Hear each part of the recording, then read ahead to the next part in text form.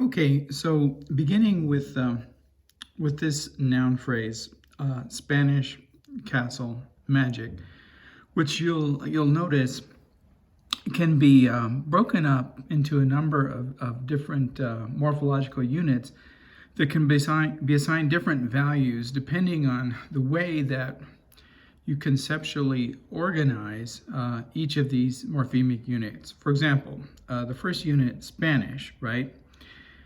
As an adjective can apply to the simple noun phrase Spanish castle, right? So there's a castle, that's a noun, and you have an adjectival modifier, Spanish castle, and this particular Spanish castle has magic, right? So the magic is a kind of magic that's being modified by the adjectival adjectival noun phrase Spanish castle, right? Okay, so that's one way of looking at it. Then we can break it down another way. We can imagine that it's castle magic. Well, that's a little bit straying a little bit away from the idiomatically familiar, right? Spanish castle is a noun phrase that's much more familiar to our use of idioms than castle magic.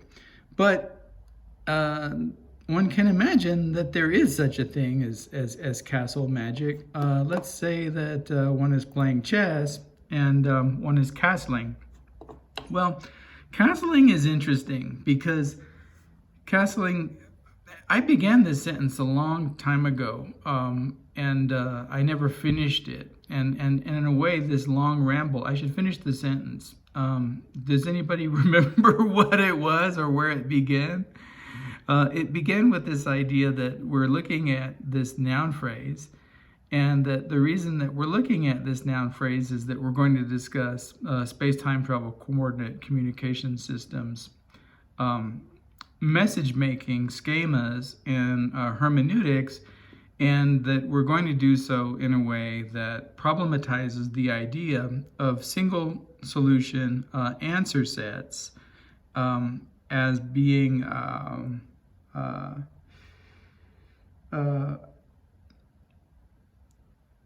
mere constructs and simplifications of the way that one actually arrives at interpretive solutions and understandings of acts of communication in the real world, meaning that they're artificial. And in that sense that the answers to questions as posed by,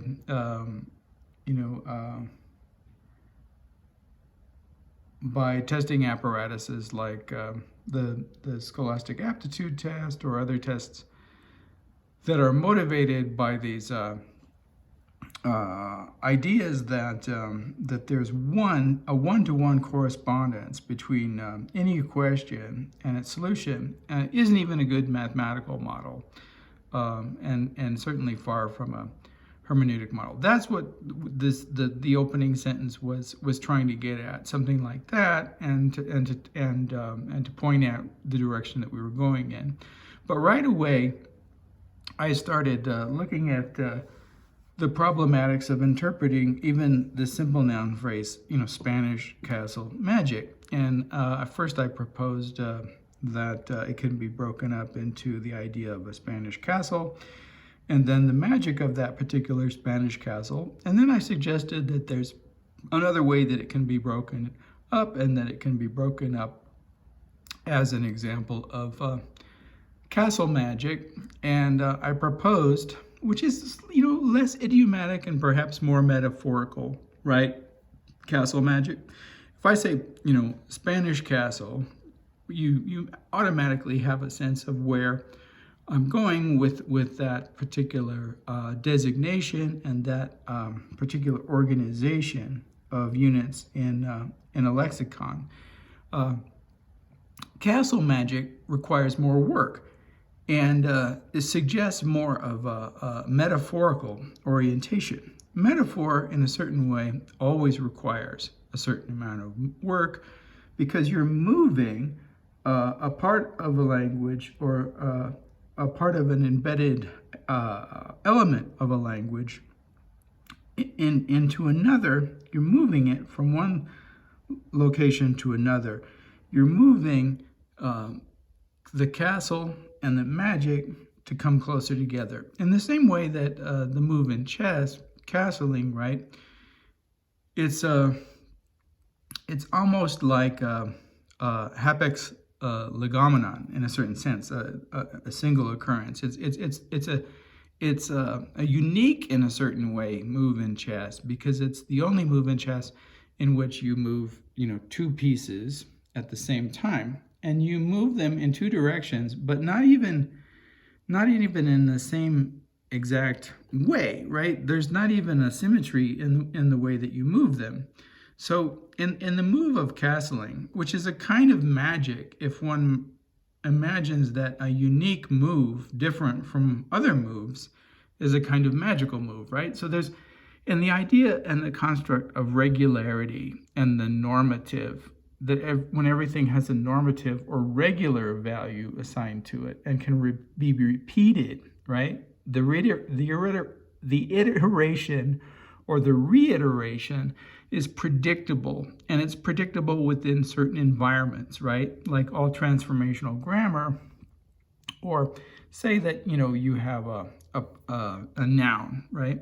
Like game or chess, and you want to make this plural in English. Well, the way that you do that in the transformational grammar is relatively predictable, and the sounds of the plural form are predictable from what the ending is. So you will have game z, but chess.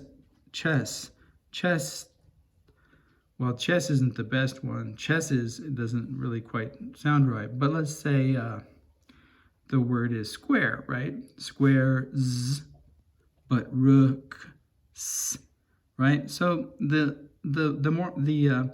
phonological endings determine the shape of the sound in the transformation into a plural, right? Whether it's going to be an S sound or a S sound. It could be a cross es, right? Or game z, or simply an S, right? So S, ES, Z.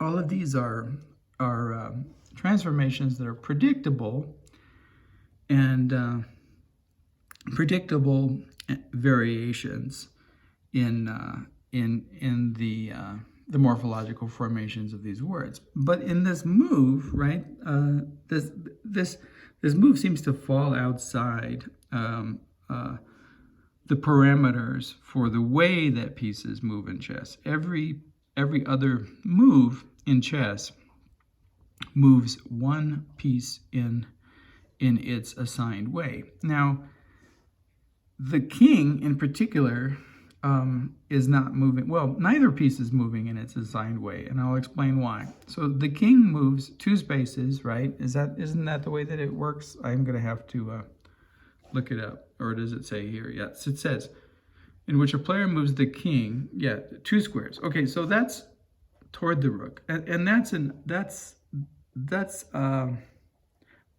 move that falls outside of the regular rules of the way that the king moves, right? The king usually moves one square or one diagonal, or one horizontal or one vertical move at a time, right? One space. It moves one space, not two. So it's a unique move for the king, and it can only be performed, if I'm remembering correctly, it can only be performed once, and it can only be performed under certain conditions in which neither that particular rook nor the king have moved in that game so far. So if you're moving your king all over the board, you can't go back and perform this move, right? That context has to be there for this move to take place. And that's, again, a kind of like hapex legomenon in a certain way. Like the conditions have to be met, and it's a once in a lifetime, at least lifetime of the game, move. All right, and then that way it's different from all of the other moves as well. Okay, so the king moves 2 spaces, and that's unique for the king in more than one way. And then the rook moves, and the rook moves to the space that the king formerly occupied. And this move is interesting because conceptually it means that the rook and the king have either passed through one another, that their material structures have destabilized in such a way, like reaching through a door without opening it, or that that one of them jumps over or goes under the other one, which is in a two-dimensional game of chess, because it's largely two-dimensional, conceptually problematic, right? And in that way, it's different from any of the other moves. It probably more closely resembles the knight's move, right, which appears to leap over other pieces. But if one imagines the pattern of the movement as the movement itself and not a leaping, either vertically forward or vertically sideways, and horizontally sideways, and vertically and horizontally forward, then one can imagine that pattern as conceptually still existing in two-dimensional space. I have a hard time imagining two-dimensional space with this particular move unless the materiality of one of the pieces is called into question, and there is a penetration of one piece by the other and through the other. So however one imagines it as a movement in space and time, it's clearly outside of the conventions of the moves of the other pieces, and in that sense, appears to be a kind of magic. So the motivation for regarding castling as a kind of magic, at least to me, makes sense. And it makes sense in this way, as a metaphor, right? The mind makes sense of the movement from the castle to the magic in terms of an understanding of what magic is and what castling is, and the movement of those morphemic identities closer to one another. And to me, like that active participation of the interpreting subject in making sense is a much more interesting process than mere idiomatic interpretations. Although going back to the Jimi Hendrix, even in the idiomatic understanding of the Spanish castle, one still has to make sense of how the Spanish castle is magic. And that is also, in a certain way, a metaphorical operation, right? So right away, and I'll go back to the opening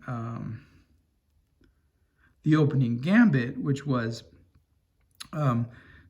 this Spanish castle magic is a message or a space-time communication locus, and it was sent right to me, and I thought it was an interesting message for the reasons that I'm discussing now, because it can be discussed metalinguistically and metapoetically in all of these interesting ways.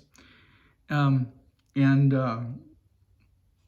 that's just the beginning. Okay, that's taking it at the literal level, right? And saying that Hendrix's title here, and remember, we're just talking about the title so far. Hendrix's title here is literally, Spanish and castle and magic. But I start to see things in these words right away. Like in Spanish, inside of Spanish, if one anagrammatically manipulates the letters in Spanish, the first thing that pops out to me is that pain is in that word, or pains is in that word, and in magic, if one borrows the E from the castle, there's the word game, and there are some other words. The IC at the end of magic is interesting, because if one by verbal homology, transforms the I and the letter C into a kind of a homologous phonological glyph, you have the expression I, as in the first person pronoun, subject pronoun, and C as in observe or visually perceive, right? And so I see magic or I see game is interesting to me, and then there's a lot going on, that you can do with this, and then there's the fascination with the Spanish castle and what that might mean, and the literary references that can be derived from that, which of which there are a lot, and that's all still in the title. So all of that remind, and I wish I had this text. I had a wonderful volume of Roman Jakobson's, and I've talked before about the loss of many libraries and many moments of the history of those libraries, and the Jakobson is one of those volumes that I do not have, and unfortunately, it's not easy to find references to Roman Jakobson, essays online. But this is a brief outline of 6 features that he mentions in one of the articles in which he describes the elements of verbal communication, and in these elements of verbal communication, in my mind, there's an argument for multiple solution sets to any engagement with a message, an act of communication, whether that message is, falls within one's understanding of the language arts, that is poetry and literature, or even outside of it, meaning that even if the message is intended as the simplest, most obvious message. Do you have butter? Yes, I have butter. Do you have an envelope? Yes, I have an envelope. Where is the clock? The clock is on the wall. That even in acts like that, there is so one would say the difference between in reader response theory, right? There's a distinction made, and I won't be able to recall the words that are used to define that distinction, but there are we used to use the term expository as opposed to, is it an expository text, or is it a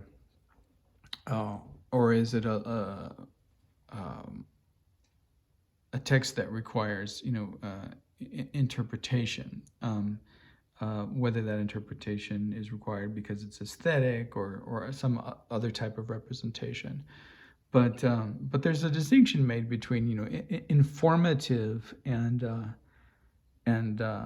other types of representation in writing and textualities, and even that distinction, that binary distinction, is an oversimplification. But even in supposedly information driven information-driven messaging, right, there is room for interpretive play and understanding and conceptualization. For example, if you say, where is the clock? I can say the clock is on the wall, or I can say the clock is in the bedroom, right? So depending on how I interpret the question, do you need to know where it's located in terms of where you and I are speaking, or where its place has changed? So it exists in space and time in a number of different dimensions and ways. And if we're talking if we understand that our messages are always driven by, motivations, and those motivations are never singular, then the distinction between addressing whether the clock is in the bedroom or the clock is on the wall become, more and more relevant. All right, so in the particular message, right, there's a context. All right, so the context in many ways is defined by the space-time coordinate system messaging apparatus to begin with, and the discussions of that apparatus as a way of moving poetically and communicatively in space and time, right?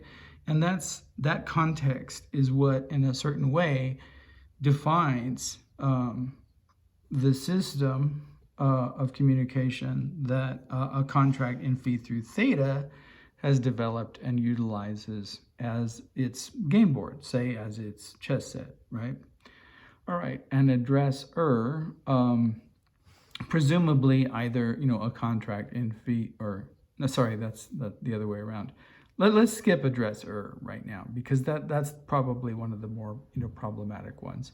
And addressee, which presumably is either, a contract in phi through theta, or Aaron, or Aaron as A and A, right? Or, and a contract in phi through theta is already multiple, always already multiple, so that would be plural. A and A is plural, obviously. Aaron, in a certain sense, is singular, but Aaron is not an embodied consciousness, and hence being in a disembodied consciousness, or a set of constructs, right, from which messages can be sent and received, is already problematic in terms of the distinction between what singularity and what plural is. All right? Okay, so even those simple designation sets for addressee are already complicated. A contact between an addresser and addressee, well, the contact is what you're looking at. It's in the large sense of the contact. One could say the envelope and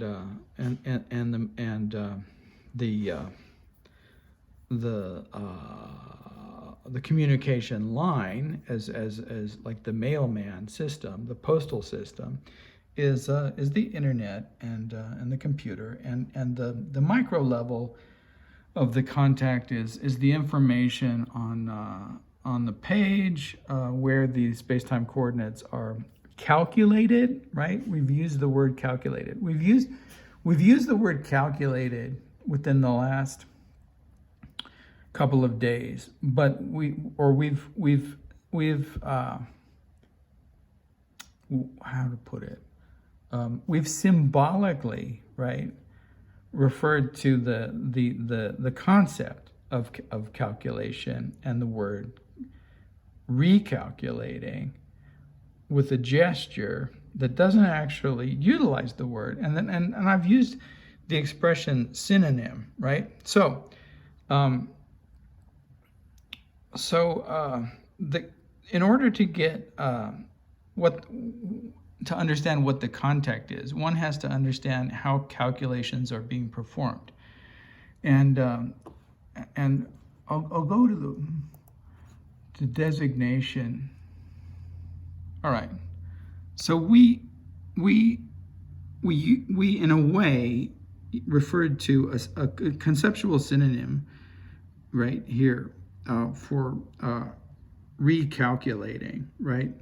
And in a playful kind of way, because we did so in putting up a new image. And a new image in a certain symbolic way is a recalculation, right? So this image was also a recalculation because there was an image here prior to this purple image that seems to designate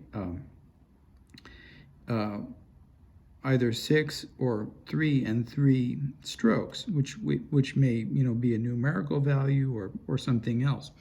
So so putting up a new image is a metaphorical recalculation.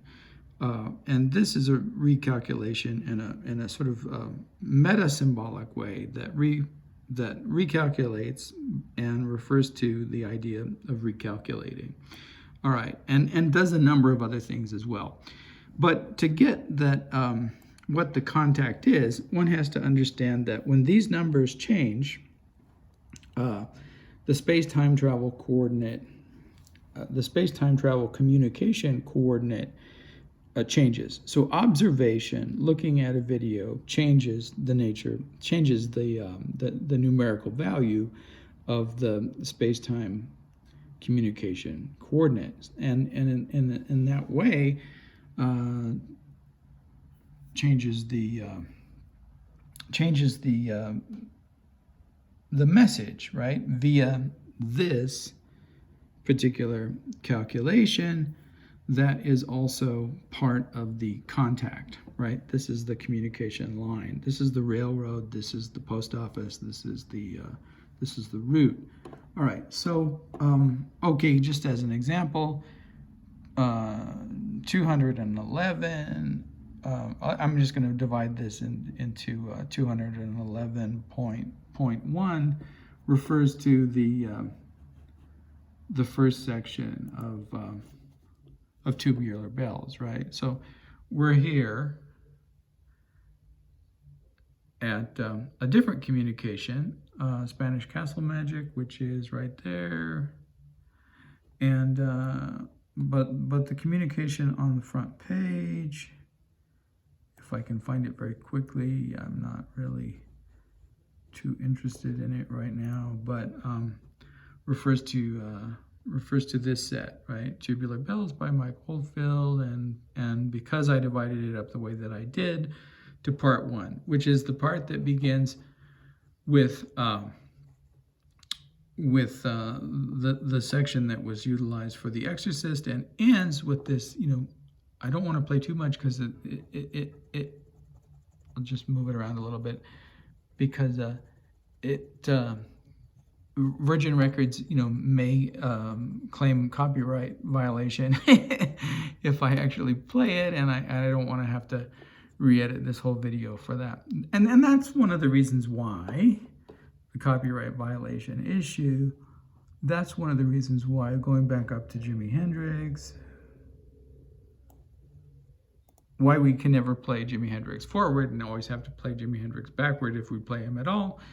And we've played a few of his tunes backwards for this reason, because not Virgin Records, but Jimi Hendrix belongs to, and I mean that in the sense of like is owned by in a certain way, right? The music rights to Hendrix's music is owned by Warner Brothers, and Warner Brothers is notoriously bad for not letting you use anything. So Hendrix being one of my favorite musicians, and in a certain way, one of the musicians and whose music I would like to use most in space-time travel communication, coordinate communications, and messages sent across in two or more ways, in two or more dimensions, is one of those examples of an artist whose music I can't use for the simple reason that a corporation is claims the right, and certainly Jimi Hendrix is gone, isn't benefiting from the profit that anyone is making from his music, but someone is, right? And someone greedy somewhere that owns something is restricting the use of his music, even though that's, from my point of view, particularly narratively problematic, since Jimi Hendrix was one of those individuals who had so many difficulties with contracts with these labels, and was exploited in so many ways in his lifetime. But I imagine that happens to a lot of individuals. Could call it the Van Gogh phenomenon, right?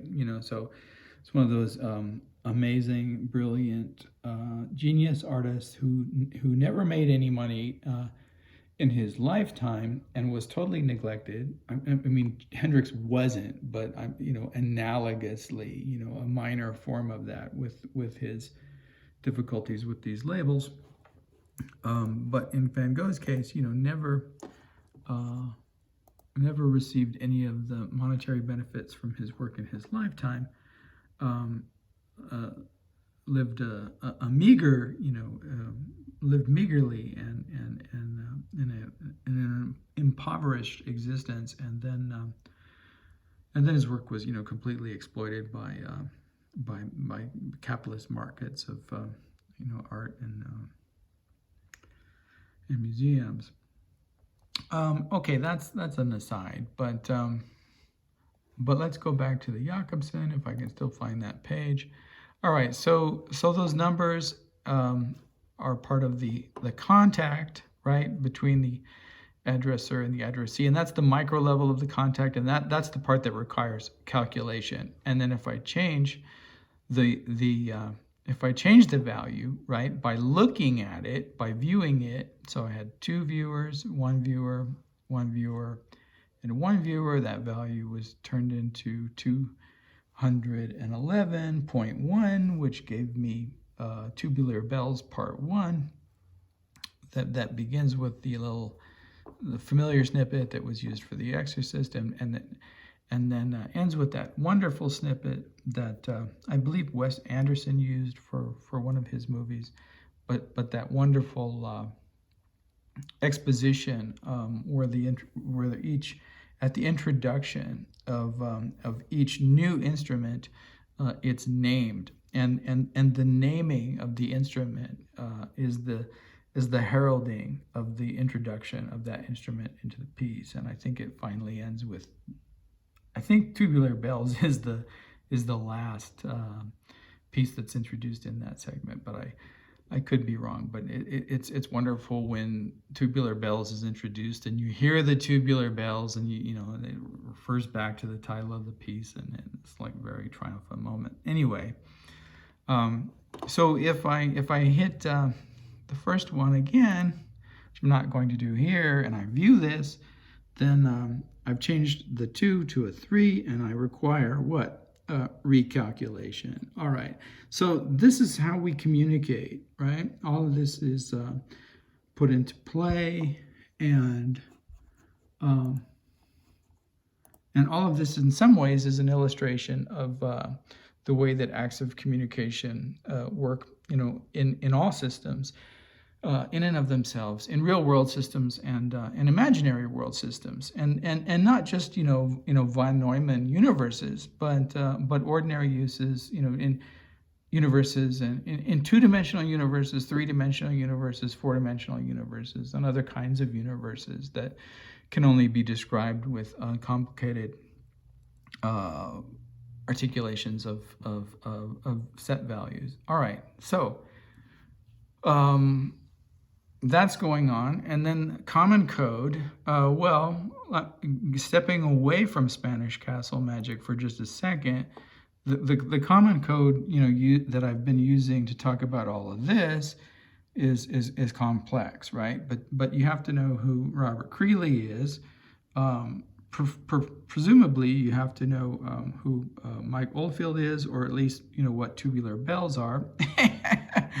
And the way that the tubular bells, the structure and form of tubular bells there at the end in that first segment that it's broken up into on that particular CD published by Virgin Records is self-referential or meta-referential at the end, in the way that those instruments names are part of the structure of the music itself. So what would be an example of a non-self-referential use of music?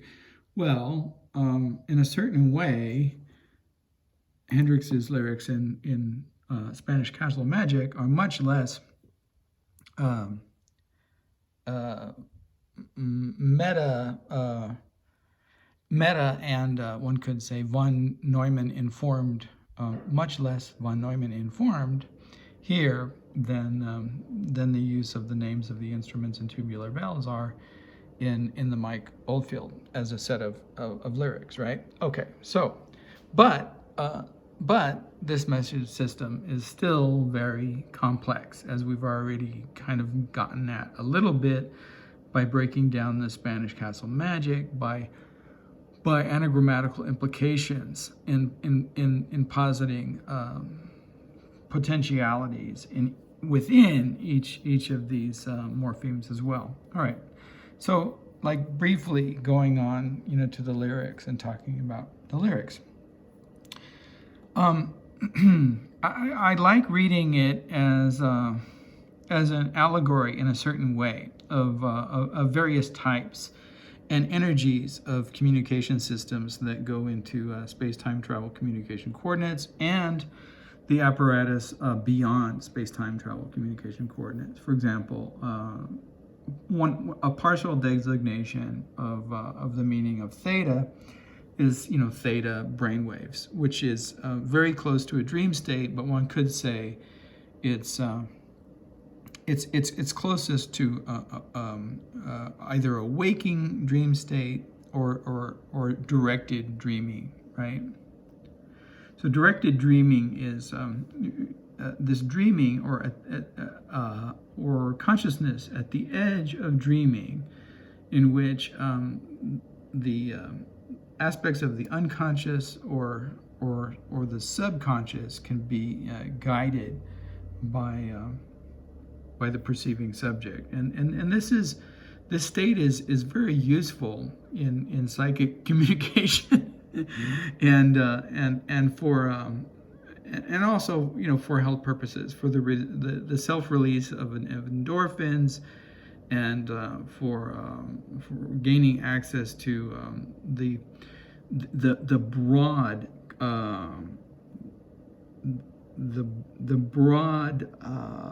information set that the unconscious holds. Freud, I'm not a Freudian, and people will know this, but Freud says something very intelligent about the unconscious, which is that consciousness is like the tip of the iceberg. It's this tiny little thing that floats on the surface of the ocean, but the remainder of the iceberg is vast and huge in comparison to what you see on the surface. And this is what the unconscious holds, which is why that theta is so important for accessing the valuable interpretive and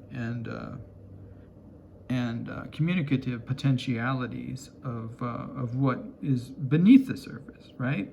Because it's vast as in comparison to the single solution set that says no, it's not in Spain. Okay, so we know it's not in Spain, but isn't that more interesting if we're starting to think of it's not in pain, or it's not in pains, or so you see what I'm saying, right? So once that we open up the possibilities of what lies within or beneath the surface of Spain as a signifier, and as a the connotational level, we could say, belongs to or is akin to the unconscious level. Now, why am I talking about theta? I'm talking about theta because we have the dragonfly, right? And it's like he says, if we travel by dragonfly. I never even hear the word my. I don't know if other people do. if we travel by, and I just take it as a long sustained by, but maybe it's my, I don't know, but if we travel by, I hear it as by dragonfly. Anyway, you get the rhyme. Whether you have the my or not, there's definitely a rhyme there, right? So that's a really interesting, like, paired set by dragonfly. So you get, there's I like the ellipses, the use of ellipses, because there's definitely an ellipses represented in the length of the long vowel, right? The utterance of by, and then the way that's reiterated in the long articulation of the line ending rhyme, fly. All right. So, and that's an interesting rhyme scheme, right? Because you get AA, and then you get B, but then you get or whatever that there is, because maybe it's not even, maybe if we reorganize it some way conceptually in space, it's not even a line end. But then this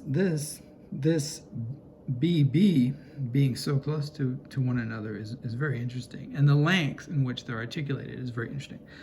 All right, it's very far away. Okay, because Spain is far away from wherever, right? Seattle, San Francisco, London. It's not too far away from London, but farther away than some other European countries, and like it's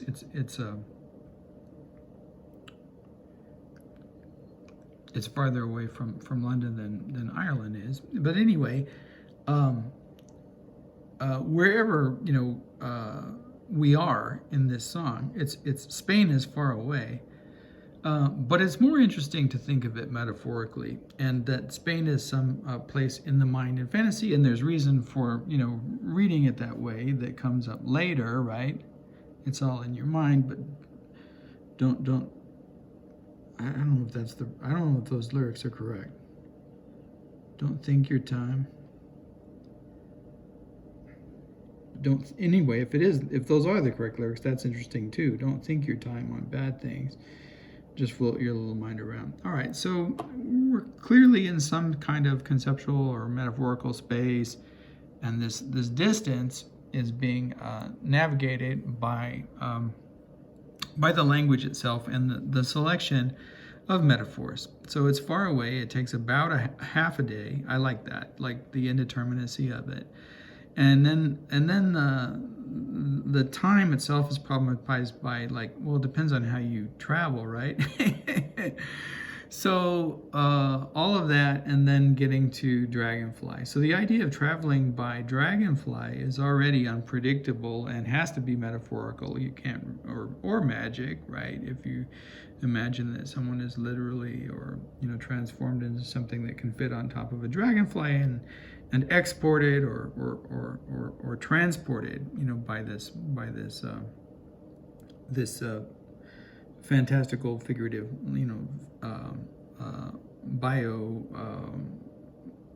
bio travel form, right? The dragonfly, but dragonfly symbolically, as the symbolic value of dragonfly as as spirit creature is the dreamer, right? So the dragonfly represents the dream, and there is a number of reasons for that bear upon, like, this is one of those transformational creatures like the frog, and that lives both in water and in air, and that moves and has this very interesting and in some way unique, right, relating back to that figure hapax legomenon, way of flying, and so all of that lends to this idea of the symbolic value of the dream. So I read the dragonfly that way, and hence relate it to Theta. If we travel by dream, and that reading of this is dependent in a certain way. I want to go back to the Jakobson. A common code and a context, right? in a number of other places, Hendrix speaks of traveling, through and by dreams. It's in both Voodoo Child and Voodoo Child's Light Return, and it's elsewhere as well. And sometimes it's associated with a sexual encounter, and sometimes it's associated with the way that information and messages are received. But even in the way that Hendrix utilizes the symbol of the train, and hearing the train and the train as a kind of heralding of another world. Hear my train a coming, which could represent an ending, right? That either belongs to a new beginning, or that terminates somewhere, something, right?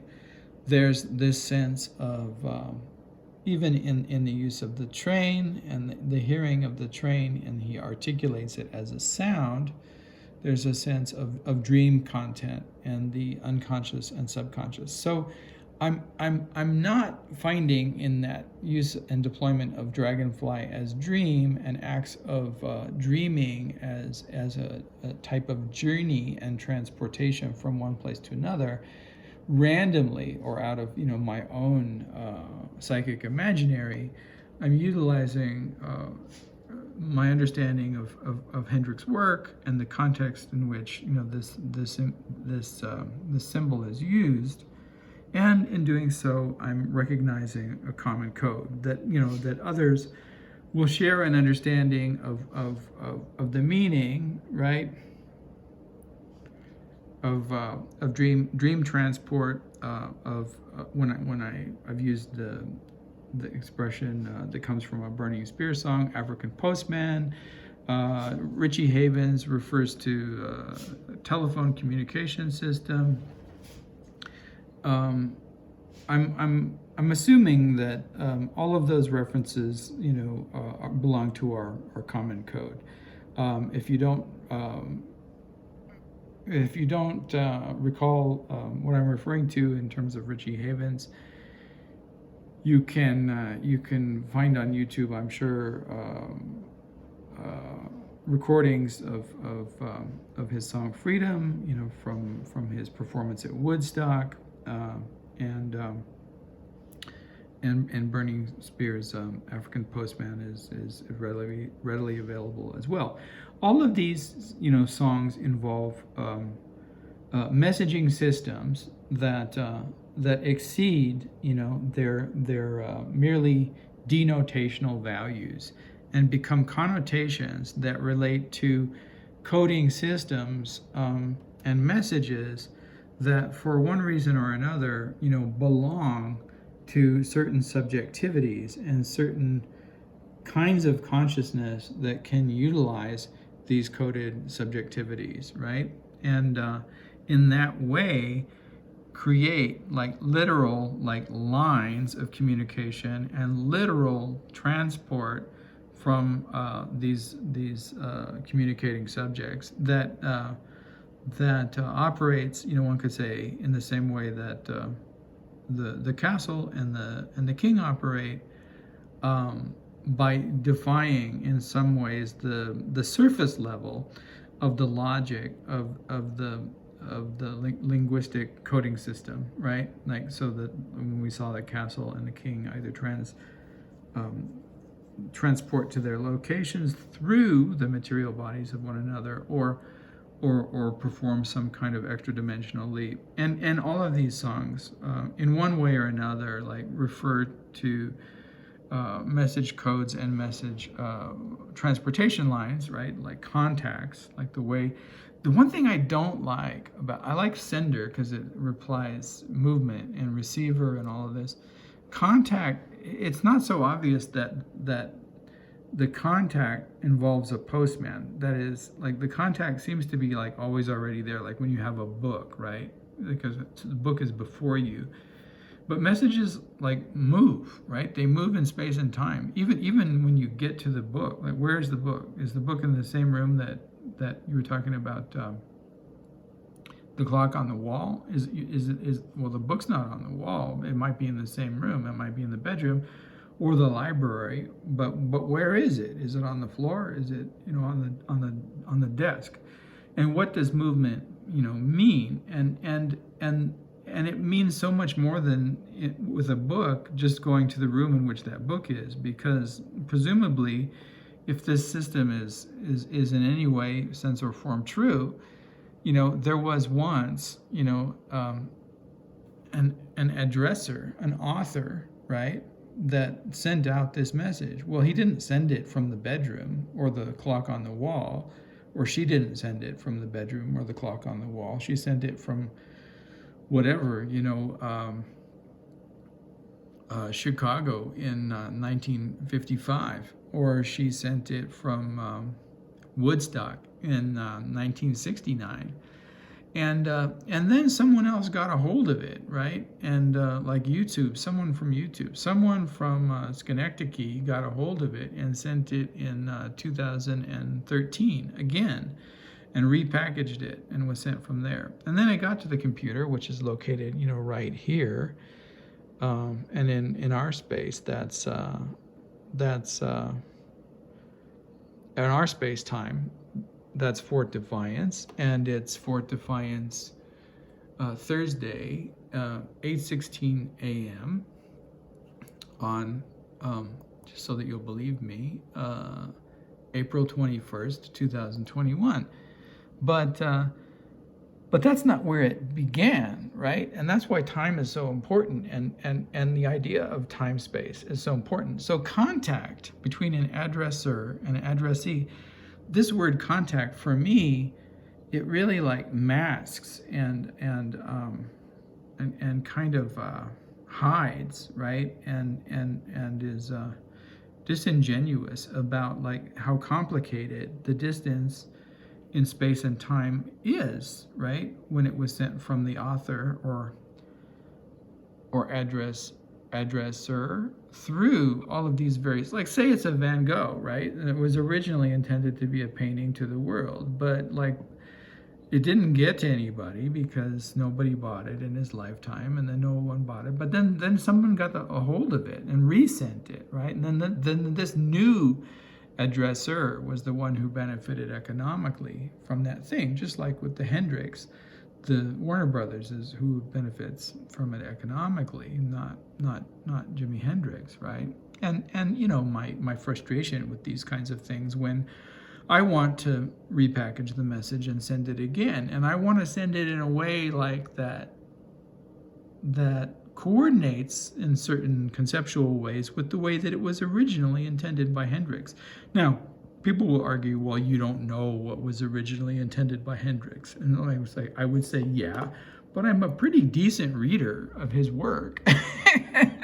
And I've been reading it for a long time, and I play with, you know, ideas that certainly belong to the spirit of the way that Hendrix played with ideas, if not, you know, the actual material and formal strategies, you know, that he used. All right, so all of that, you know, going into how I interpret Dragonfly as dream travel, right?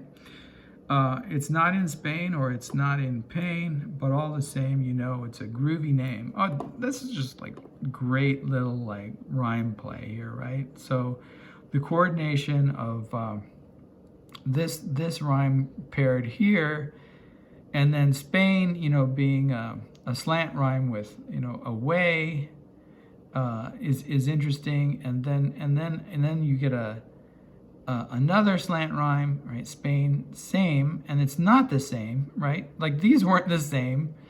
This A was the same, and then but when you get Spain and the same, you know, they're not the same. And then you get, you know, again, which is like this weird, like, is that even a line? Like, can you even call that a D, you know? Or is it like B over here? It's not even really a line, so you have to leave it out. And then you get, okay, then you get the same, right? Or what would you call this? If it's not slant rhyme, it's true rhyme, is that what it's called? So you get the true rhyme, and then and the wind's just right, which is another one of these, right? These, okay, so right vaguely rhymes with fly, right? Vaguely slant rhyme to fly, which is also really interesting. And then the hey. These interjections are very familiar with Hendrix songs. So you have them in fact, I think we just put up a piece backwards that has quite a few interjections, and so hang on. All right. So and then returning back to the metaphor of dragonfly, right? You have to hang on like you would hang on to your flying carpet. If you want to go in this magical way, it's a really groovy place. Okay, so no again here. Here's the rhyme with no, and it's not even a rhyme, it's a verbal identity, right? And then so and comes back in. It's a really groovy place, and it's just a little bit of Spanish castle magic. All right, so I don't like the way this line was broken up, but that's we're not gonna worry about that too much. Clouds are always really interesting in Hendrix. I mean, clouds are interesting in poetry overall. We're approaching what I like to call our 1 hour time limit. And we have a 1 hour time limit because it's nearly impossible to get anything up on YouTube from where I am if I exceed that. But he's playing with the way that the visualization of clouds becomes a kind of game and imagining that relates to metaphor, and he's using it as a metaphorical conception of this kind of travel, right? So again, back to this idea. So even in this space, so if we're traveling, our travel is metaphor because we're not really going anywhere. It's all in the mind. So clouds can also become a vehicle of travel. And the way that they're imagined, either with cotton candy and battlegrounds, is really interesting, taking us again either back to Vietnam or to the analogy that this castle, perhaps this medieval, if it's a medieval Spanish castle, lends itself to this analogy with the history of this castle and Hendrix's own experience on the battlegrounds. Red and brown, which is a reference to earth and the ground, but also presumably, a reference to, either racial, constructions in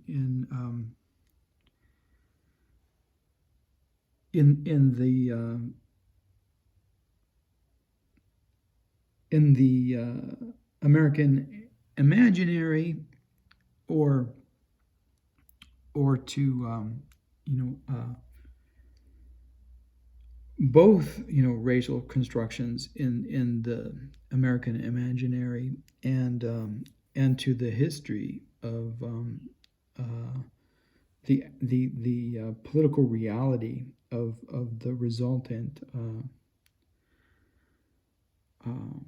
social effects of those racial constructions, and I'm taking the red in that sense as being blood, right? And that may seem like an overreading, but it's not if you pair it with the line that directly precedes it, right? These are battlegrounds, right? And they're battlegrounds over ideas, and they're battlegrounds over interpretation, and they're battlegrounds in this dream imaginary of the unconscious, but they're also battlegrounds that have real consequences and become real battlegrounds in in the non-imaginary real, right? And then right after that, so interesting, and we're going to have to wrap it up. I'm never going to get to the end, but it's all in your mind. Don't think your time. That's a really interesting line on bad things. And if I had time, I would go back and I would talk about rhymes again. Flow, which is a visual rhyme with low, as well, right, as a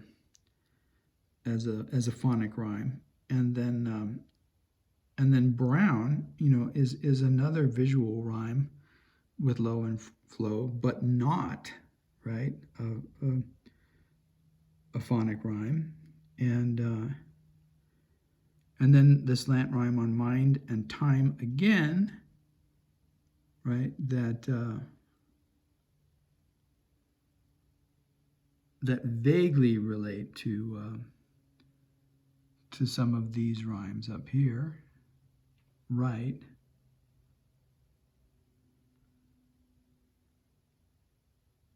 And we had another right, didn't we?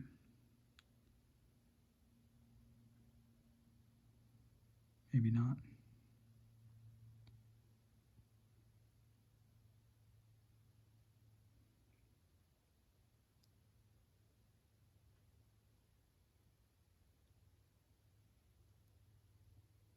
But we just stepped over our time limit.